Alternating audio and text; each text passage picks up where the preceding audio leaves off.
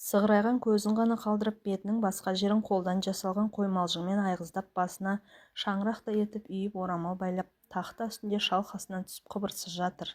Үй іші құлаққа ұрған танадай тым-тырыс, мезгіл түс ауғанын білдіріп, терезеден қиялай салаған күн сәулесі бөлменің бір жақ шетін қиып алып ерекше жарқыратып жіберген. Бір бүйірден келесі бөлмеге өтетін есік аузы үңірейіп көрініп тұр. Онда осы үйдің маңдайында біткен жалғызы Олжас, 7-ші орыс класының шәкірті, сабақ қараудан жалықты ма, әлден уақытта гитарасын дыңғырлатып ән айтуға кірісті. Үш аяқты араб орындығының үстінде мелшиіп тұрған қызыл телефон кенет қатты шырылдап қоя бергені. Зейнеп тақта үстінен жеңіл сырғып түсті де былқ-сылқ басып барып тұтқаны еріне көтерді. Алло деді де қуанғаннан күлгені болар. Кілегей жағылған бет-аузын тырса-пырса дірілдеп қозғалып кетті. Даусы да көңілдене сыңғырлай шықты. Есен қамбысың ей, қайдан жүрсің? Көктен түскендей боп. Олынан қаймықты ма, тұтқаға жабысқан күйі мойнын бұрып көзімен Олжасы іздеп еді, таппады. Бөлмесінің есігі тарс жабық тұр. Зейнеп сонда да сақтық жасап, микрофонға ернін тигізер-тигізбестен етіп бұғына сөйледі. Жынданған шығарсын, ойпырмай, осы сенің таскенедей жабысқақ мінезің-ай, бір қадалсаң өлсең айырылмайсың, қойшей, ақтан өзі де шақырыпты деймісің? Оның қызық екен, сықылықтай күлді. Жарайды, болса да келіп қалыпсың. Қонақ үйде не бар? Жападан жалғыз шошайып жатарға барарсың. Әлде немере ағаң Қасымхандікіне түсетін шығарсың. Давай онда біздікіне кел. Ол ағаңның жарты өмірі март пен конвертер пештерінің отын кесеумен өтіп жатқанын білмеуші ме едің? Зейнеп тұтқаны ұясына қондырып, сәл ойлана кідірген. Сосын ұлының бөлмесі жағына қарап мейірлене дауыстады. Олжасжан, есік ашылып екі беті бұлтиып, өкпе сәлі қайтпаған ұлы көрінді. Не болды, жайшама? Үй жинастыршы күнім. Сабақ пысықтап жатырмын. Өлең мен қалжыңды азайтсаң ғой. Жә, кейін пысықтарсың, қазір үйге қонақ келеді. Ол кім, мама, қандай жақынымыз, мен білем бе? Ол ма? Ол осы үйдің досы ұлым. Олжас басқа сөзге келген дәліз жақтан шаң сорғыш әкеліп дереу іске қоса бастады. Аяқ астында үйге қонақ келерін кім ойлаған? Бетіне қалың жағылған кілегейді алып тастау оңайға түспеді. Біресе дәкемен, біресе мақтамен сүртіп, әтір суымен тазалап жуып, айна алдында біраз бөгелген. Айнадағы өз келбетіне әбден кемеліне жетіп толықсыған керден келіншектің әр қимылында бір сәт сынай қарады да өз көркіне өзі сүйсінді. Әлде қызда екен мынау, желікпе ойдан кеудесі сынып, бетіне лыпып қан жүгіргенін сезді. Сосында ғой Есімхан байқұстың менен де бір жола қара үзіп кетпей айналшықтап қимай жүргені. Өмірдің шым-шытырық жұмбақ сырларының түбіне кім жеткен? Бір кездегі ұнатпағаныңды кейін ұнатасың, жақсы көргеніңнен жерінесің. Және ешқандай күштеусіз өз еркіңмен, әйтеуір ұшатын көбелек қанатындай қобылып тұрған бір дүние, тұрақтап қалар баянда ештеңе жоқ. Әйтпесе мұның жары ақтан емес, осы Есімхан болатын ақыреті бар еді. Олай болмады. Өмір өз дегеніне көндіргені. Шіркін уақыт-ай, сен үшін бай да кедей де жоқ.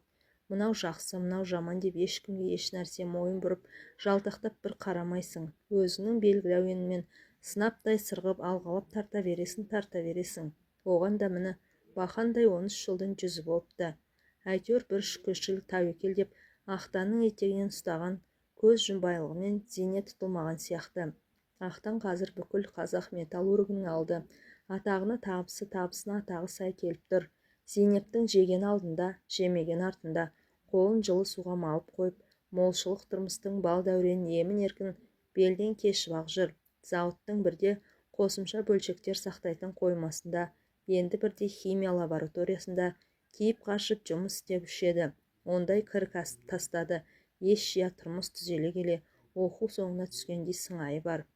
Оқу дегенде жанығын жеп, кітап қарап көз майын тауысып жүрген бұл жоқ. Күйеуінің беделі, қалың қалтасы, оған қоса табиғат берген өзінің оңды келбеті қиналтпай-ақ кешкі мектепті бітірткен. Атағы мен беделіне қызығып түйген күйеу осындай болғанда, бой жетіп қыз санатына қосылған кезде алғашқы махаббат сезімін оятқан, өліп-өшіп құлап түспесе де бір бүйрегін бұрғызған адамы Есімханнан бір жолата көз жазып қалған. Онымен Алматыға оқуға түсуге барған жолы кездесе кетті. Мәссаған, өлді деген батырдың өгіз мініп келеді. Қатардағы көп қара жаяудың бір емес, дардай ғылым кандидаты болып алған. Университетте биологиядан сабақ береді. Келбет сол баяғы шыр бітпеген қалпы. қушық жауырын, шибыт бет-аузы шүңкиген шөкімдей бір уыс. Соған қарамастан еріндері қалың дүрдектеу, баяғысынша шаңырақтай қарап өзілдірігін бір тастамайды екен. Әуелгі бетте бірін-бірі тосырқағандай еді. Оларды көзде алмаушылық болып шықты. Өйткені бұл оған бірінші болып жымиып, бірінші болып үйлендің бе деп ойнақылана тіл қатып еді. Жоқ деп ол да лып ете қалды, жезсымда иіліп. Неге деп сұрады. Бұл ойнақылана түсіп. Бір рет алданған адам екінші рет алдануға асыға қоймайды, деді Есімхан. Аузы күйген үрлеп ішеді деуін десе де ұялды ма, Зейнеп өрттей болып қызарып кетті. Іштей жігіт өкпелейді. Енді көрместей болып теріс айналатын шығар деп еді, бірақ Есімхан ондай асаулық танытпады. Сүріну айып емес, ол қайта кісіні айлакер, сақ болуға үйретеді, деді жымиысып. Сонымен не керек, майлы қасықтай жылпылдап жүріп Зейнептің оқуға түсуіне, кетуіне көмегін тигізген. Кейін сессиялар тұсында да бұның сынақтардан қиналмай өту жолын қарастырып, аянбай жан салып бағатын болды.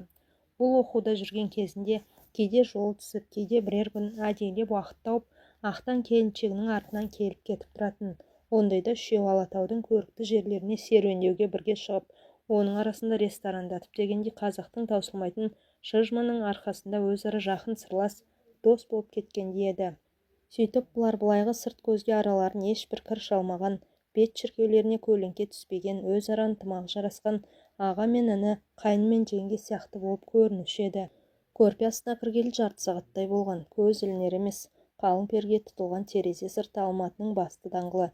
Такси, автобус, троллейбус алымына жаңырнағы Пастер көшесі бойынан трамвай бірінен соң бірі дыбыстап, сартылдап, дырылдап, бір дауыс айқын, енді бір дауыс құлағына құмыға жетіп, түйдектелген мазасыздық сарын бір толастар түрі жоқ.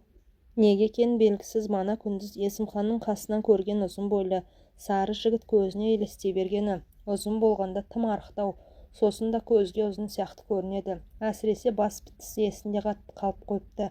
Ат жақтылау сопақша, беті шекелікке жетер жерінен әрі қарай бас сүйегінің орнына орыстың горшогын кигізіп қойғандай. Өзі елден алабөтендіп насыбай атады екен. Салфетка қиындысына ораған екен. Таблетка дәрінің үлкендігіндей біреуін лыппи дегізіп, ерінің арасына қыстыра салды да, Ағырпек деп өзін таныстырып бұған қол созған. Саусақтары салалы, бірақ етсіз шиде екен. Мұның алақанымен тарамшыса оралып, қатты қысып жіберген. Тесіле мөлдіреген шегір көзі мұның үстіндегі бар киімін шашып жібергендей болды. Зейнеп өзін осы сәт Ағырпек алдында тыржалаңаш тұрғандай сезінгені. О, бәрекелді, біздің жақтың қыздары міне осындай болса керек, деді Ағырпек, мұның көзінен көз алмай қадалған күй тамсанып. Жігіт тамсанғанда қазір аузына жиналған сілекейін түкірер деп ойлаған, өйтпеді. Еріне салған насыбайды жеп қойғандай, сөйлегенде сөзін де бұзбай айтып түк түсіндірген жоқ. Сырбазнай, деді Зейнеп іштей сүйсініп, өзі қарап қалмады. Біздің жақтың дегеніңізге қарағанда жерлес болдық қой сірә. Иә, мен де Нұрлы бойынан Казгородок деген жерденбін. Астанадан жерлесім табылғанына қуаныштымын. Бірақ қыз деп мен тым жасартып жібердіңіз, білем. 30-дың о жақ бұ жағында келіншектің қасында қыз дегенің немене? Мұрнының боғын сүрте алмай жүрген біреу емес пе? Нанбасаңыз биолог ғалым Есімхан айтсын. Не айтатыны бар, не нәрсені де өнетін, өсетін, жетілетін, кемелденетін, есіргетін, тозатын, өлетін кездер болады. Сен, Зейнеп, әйел жыныс ретінде әбден жетіліп, кемелденген шағындасың.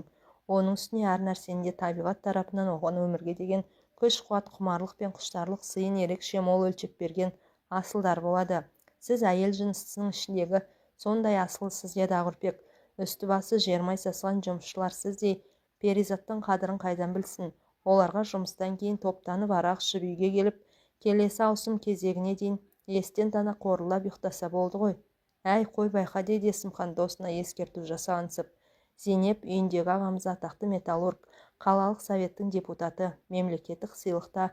Бұйырса сенем бұрын алып қалу мүмкін. Заманды еркелетіп, жұмыссыздан шыққан ақсүйек.